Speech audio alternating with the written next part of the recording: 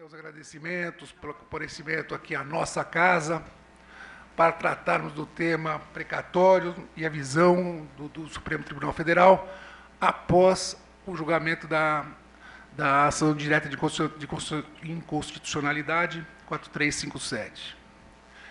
Esse tema é a terceira vez nesse semestre que eu venho a essa casa para ouvir e aprender sobre precatórios.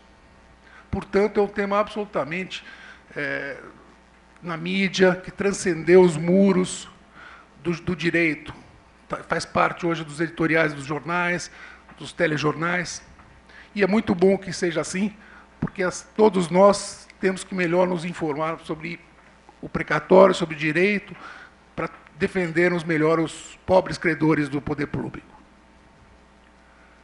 Para isso, hoje, estamos trazendo o doutor Arthur Hatzky, advogado, especialista em direito administrativo, constitucional, professor do curso de extensão e pós-graduação da Faculdade Paulista, professor da graduação da Universidade Bandeirante e professor de pós-graduação da ESA São Paulo. Muito obrigado novamente. Passo a palavra ao expositor. Obrigado, doutor. Inicialmente, gostaria de agradecer sempre o Departamento de Cultura e Eventos, que dá essa oportunidade, não só para vocês, mas para nós, palestrantes também, para poder dividir esses conhecimentos. Afinal, quando nós estamos sentados aqui, a ideia é sempre estar aprendendo alguma coisa do lado de lá e na própria mesa com a presidência. E o presidente Marcos da Costa também, que sempre nos recepcionou de uma forma muito agradável. Sem dúvida alguma, vocês que hoje estão aqui para dividir esse assunto conosco. Eu vejo aí foram alunos em graduação, da época de alguns anos atrás, quando eu dava aula ainda na graduação. Vejo alguns colegas aqui e, sem dúvida alguma, todos que nos prestigiam, acredito que pela internet também, isso é sempre uma grande satisfação. Nosso tema hoje, como foi colocado pelo Dr. Clodomiro, é extremamente importante porque traz todas as repercussões do julgado que ocorreu recentemente no Supremo Tribunal Federal, com a DIN 4357, e quais serão os nortes que nós tomaremos aqui, quais serão os caminhos, sempre um caminho difícil, um caminho cheio de pedra, mas um caminho que nós temos algumas possibilidades de fazer algumas limpezas, né, desse caminho, deixar um pouquinho mais liso aqui o local da nossa caminhada, para que na sequência possamos tomar algumas atitudes, né.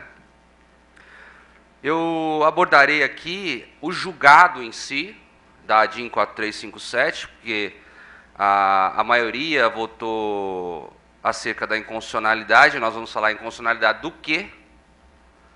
Trataremos da emenda 30, porque todo mundo esqueceu da emenda 30. A emenda 30 está em vigor, não está? Trataremos disso. E, de uma forma minuciosa, analisar o que realmente foi julgado inconstitucional. E, sem dúvida alguma, finalizando com algumas possíveis soluções. Possíveis soluções, porque a gente acredita que o tema sempre é muito tormentoso, difícil. Estávamos conversando lá na antessala. É difícil o Estado, em dias atuais, apesar da Constituição Federal nos garantir sempre essa possibilidade de acreditarmos no Estado Democrático de Direito, de cumprir as decisões judiciais e fazer valer o direito de uma determinada pessoa que se torna o credor do precatório. E aí, só para que nós possamos, antes de falar de direitos aqui, eu acho que nós temos que falar um pouquinho sobre deveres, né? Existe um livro que, praticamente, há mais de 2000 anos, foi escrito. Quem foi aluno em Direito Romano, na graduação comigo, acompanhou que existe um livro de Cícero que fala dos deveres. Não é dos direitos, Os direitos fundamentais, sabemos, garantias individuais, muito mais. Direitos humanos, hoje, está na ponta da língua de todos. Agora, temos que conversar um pouquinho sobre os deveres. Os deveres de você fazer, por exemplo, valer uma obrigação, de o Estado arcar com uma obrigação. O dever de pagar a conta, o dever de dar exemplo, o dever de ser o primeiro. Se eu quero amanhã que um contribuinte, ele vai lá e paga o tributo de uma forma correta, antes eu tenho que dar o exemplo. É o meu dever ser referência para que posteriormente o contribuinte arque com algumas despesas, alguns valores que são cobrados através de tributos, para que nós possamos fazer girar essa estrutura que se chama Estado. Então vamos começar desta forma aqui. Onde é que está a câmera? Está aqui ou está lá? Está aí? Cameraman? O primeiro assunto nosso, ele é exatamente esse. Aqui nós temos um caminho, eu tento mais ou menos direcionar para vocês. É uma caminhada, não sei se a gente vai cair naquela água, viu, gente? Tem uma passarela de madeira, para ver que realmente a discussão é complicada. A estrutura não é de concreto, ok? Que daria uma sustentação maior, mas aqui nós sabemos que quando tratamos de deveres do Estado, sempre o negócio é muito frágil, né? E nós vamos tratar de duas questões. A emenda constitucional, número 30, a emenda constitucional número 62, e esse caminho, ou suposto caminho, que eu não sei se é para o céu, se é para a água, se é para o fundo do mar, para onde que é, afinal, com essa seta verde, que supostamente seria uma solução de todas essas questões, ou alguns direcionamentos do que efetivamente está acontecendo. Então vamos lá, porque esta ideia começa mais ou menos assim.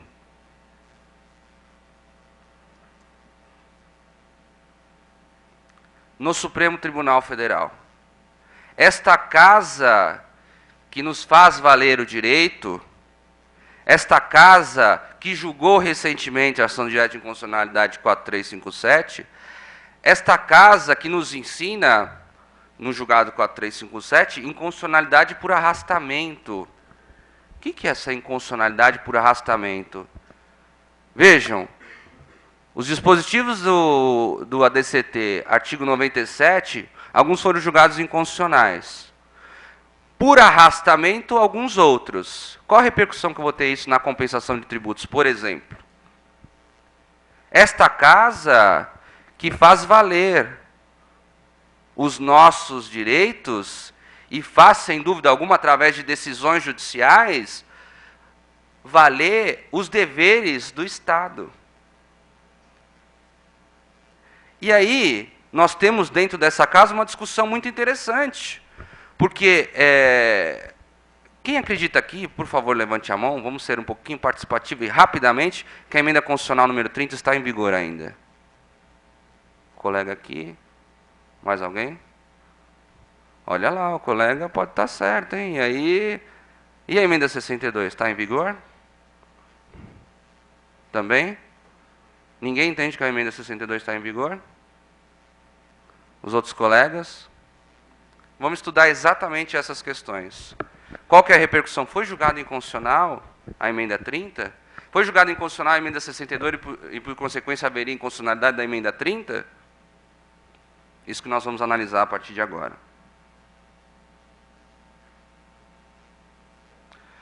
Esta casa, através de um relator, uma pessoa que, quando eu falo aqui dos deveres do Estado, em leitura muito antiga e extremamente eficiente dos deveres, escrito por Cícero, a leitura deste livro em especial, eu vejo uma ideia muito próxima dos deveres na aplicação do direito dos julgados desse ministro, já aposentado, infelizmente, porque era um voto extremamente favorável a contribuinte, a credor de precatórios, a nós, cidadãos, que pleiteamos os nossos direitos junto à Suprema Corte e nos insurgimos frente a uma série de situações que são extremamente danosas à sociedade.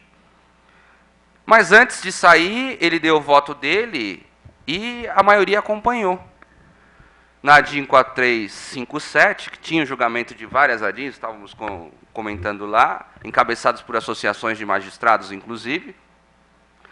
E ele coloca assim: fica evidente que o montante atual da dívida é resultado do descaso dos governantes com as decisões judiciais.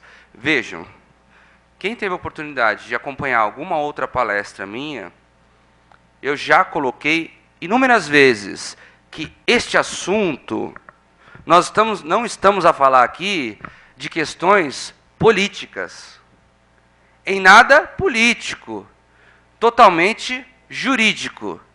Aplicação de uma Constituição, aplicação de dispositivos constitucionais, viabilidade ou não de recebimento de precatórios, possibilidade ou não de cessão de precatórios, viabilidade ou não na satisfação de um determinado tributo com o próprio precatório de uma entidade que é a mesma, a devedora e a credora.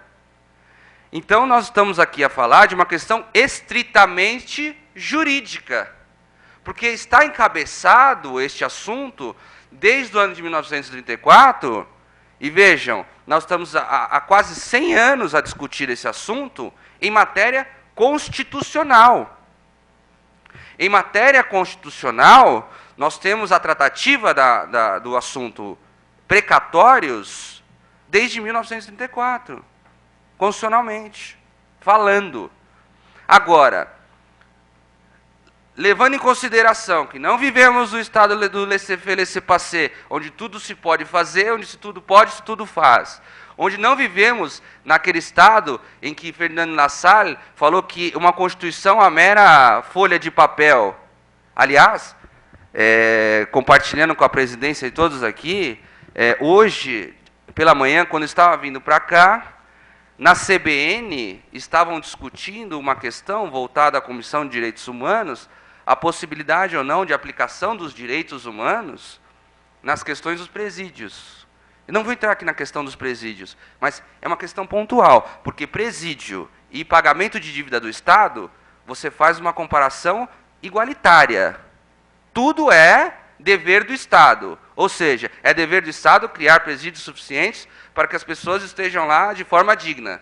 É dever do Estado arcar com as dívidas devidas para que as pessoas recebam seu dinheiro, seja assegurado seu direito de propriedade e automaticamente seus direitos fundamentais e os direitos humanos estejam em cumprimento de acordo com cortes europeias de direitos humanos, com documentos viabilizados através de acordos entre vários estados sobre direitos humanos, o que de fato não é feito. Então nós temos que dar efetividade à norma constitucional. E quando nós falamos em aplicação, em juridização da norma constitucional, ou de um determinado dispositivo para que possa ser aplicado de uma forma efetiva, ou seja, é aplicado o direito de uma forma em que faça valer aquele direito, em que eu tenho uma satisfação no recebimento, por exemplo, de um determinado crédito. E aí, nessa linha, é que eu dou uma evidência a esse voto. Novamente, não de uma questão política, mas de uma questão jurídica, porque quando você aceita assinar um determinado documento, você traz esse documento para o seu ordenamento jurídico. E aí, qual que é a leitura que nós fazemos de Estado, de ordenamento jurídico e tudo mais? Nós temos um determinado núcleo de pessoas, que reunida e politizadas, elas criam um determinado poder, que se chama poder constituinte.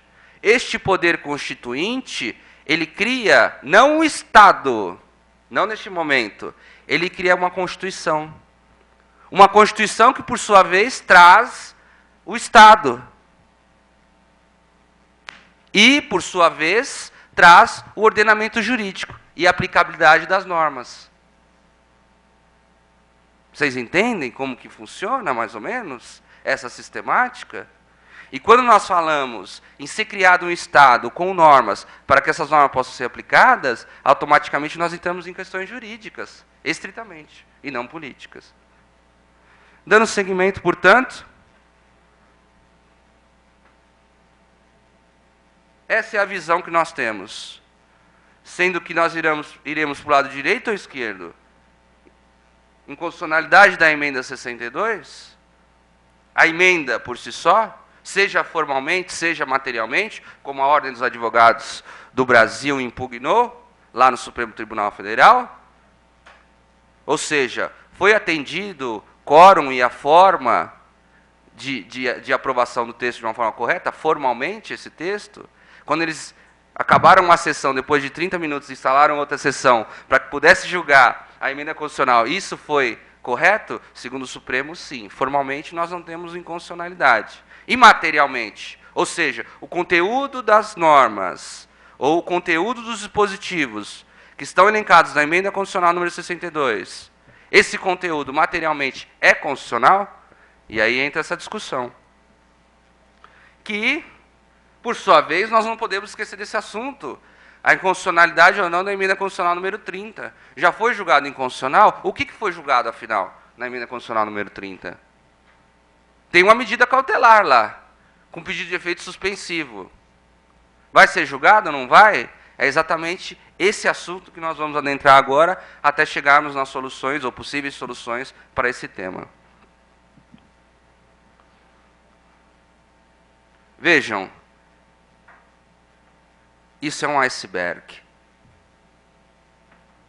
Aliás, dividindo essa imagem com a minha noiva, numa apresentação, porque antes você bota dentro de casa a apresentação para ver se é aprovado, né? Se não é aprovado dentro de casa, você já aborda. Né? Então, numa apresentação, eu falei, o que você acha desse iceberg? Olha que imagem linda.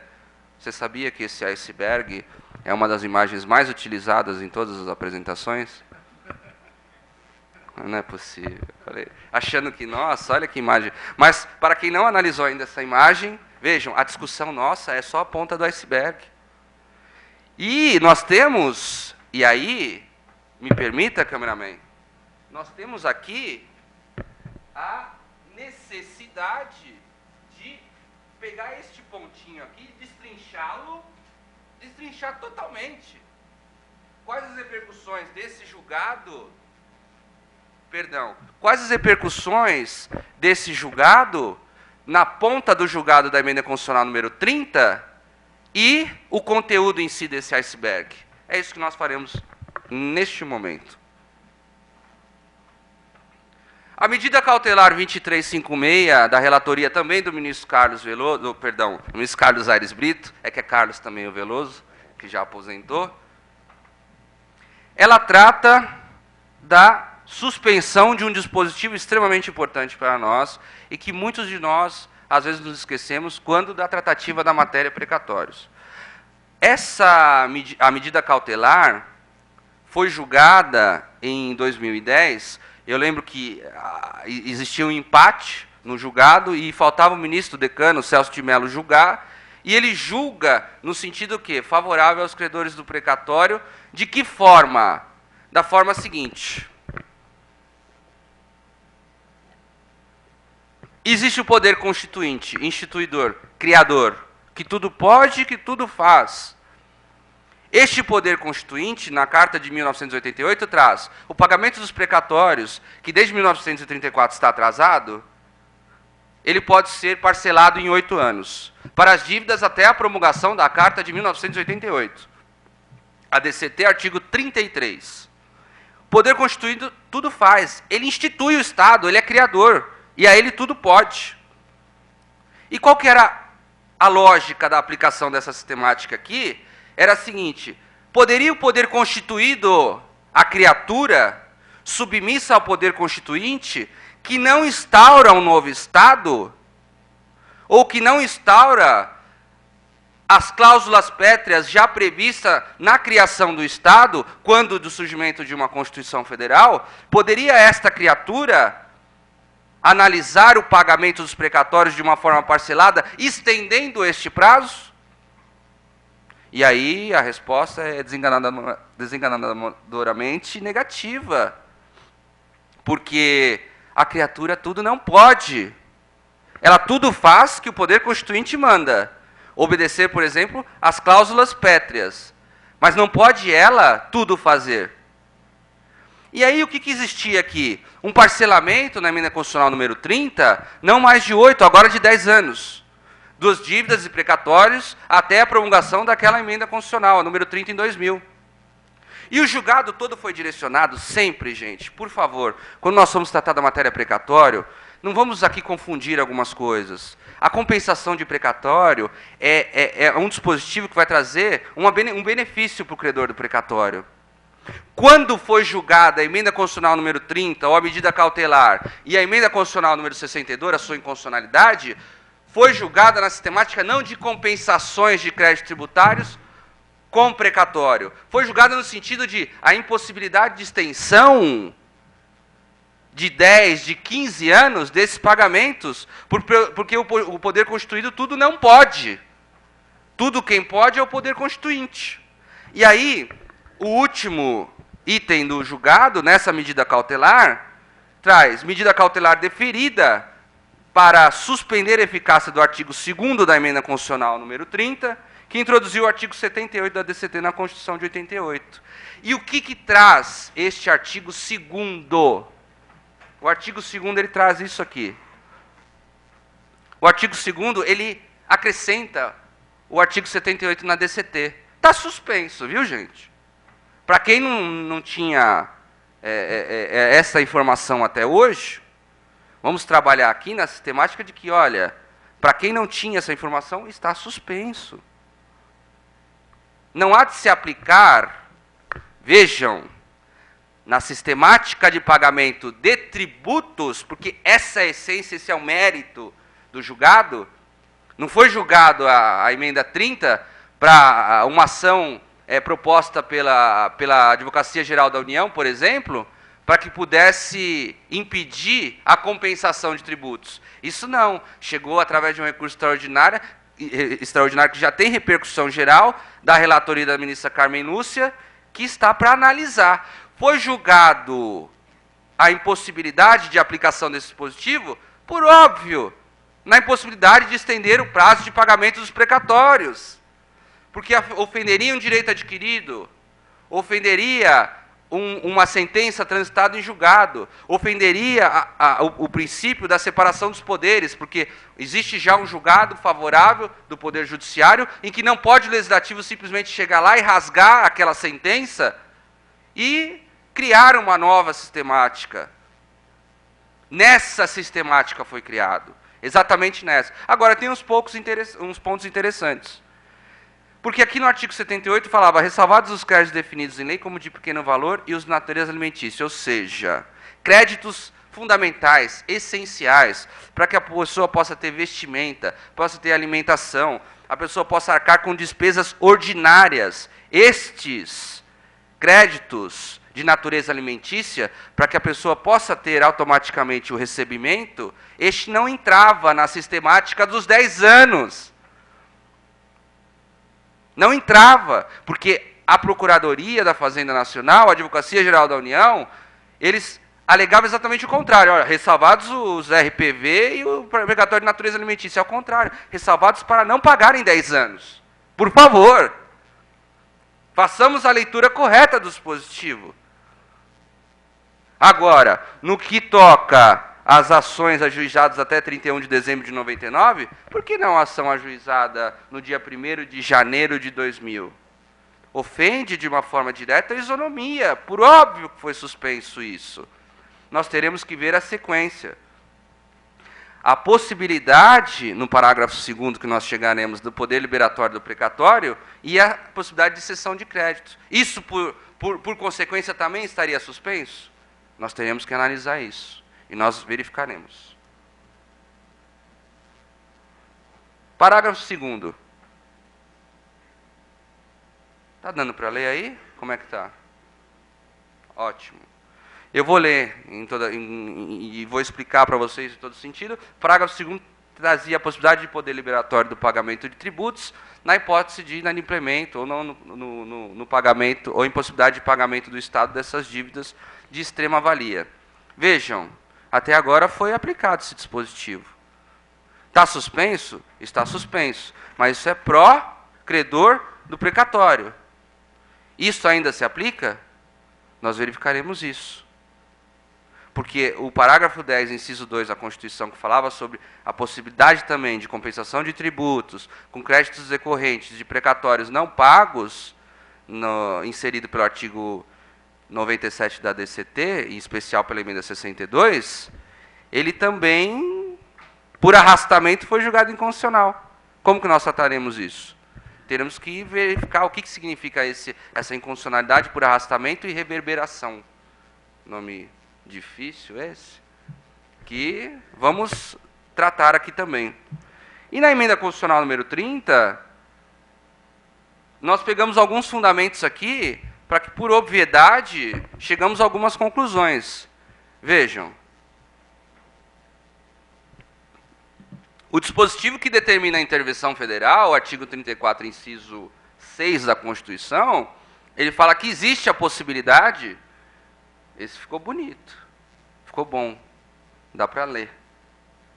Os fundamentos da intervenção federal,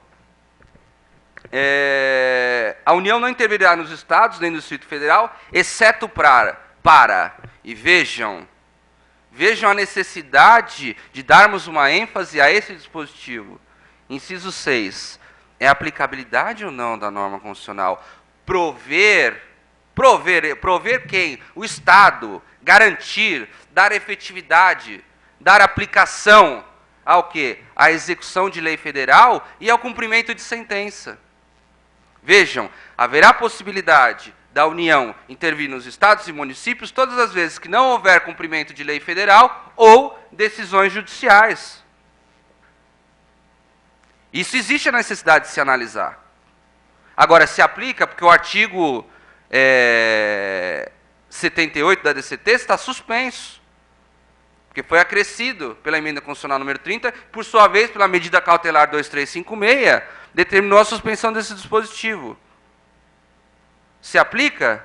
Por óbvio, pela característica, pelo mérito do julgado. Porque na emenda constitucional número 30 estava se discutindo, não o prazo de 15 que chegaremos, mas o prazo de 10 anos, que ao poder constituído não era dado, por conta da aplicação de cláusulas pétreas, que impedem a possibilidade de restrição a qualquer direito ou garantia de direitos fundamentais. E aí voltamos à necessidade do Estado prover a aplicação do quê? De norma federal e de sentenças, que até hoje se aplica, ou que se deve aplicar, ou que se deva dar efetividade. Vamos, na sequência, a duas questões interessantes.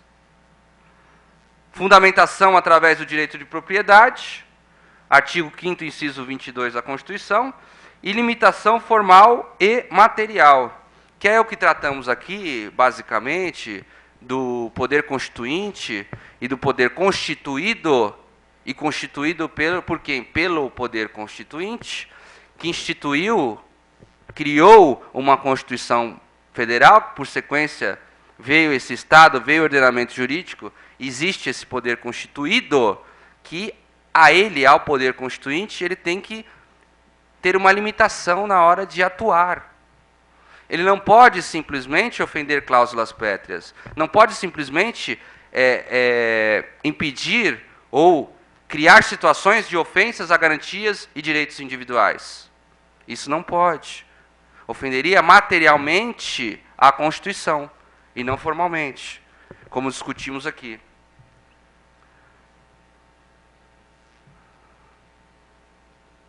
Inconstitucionalidade da emenda 62.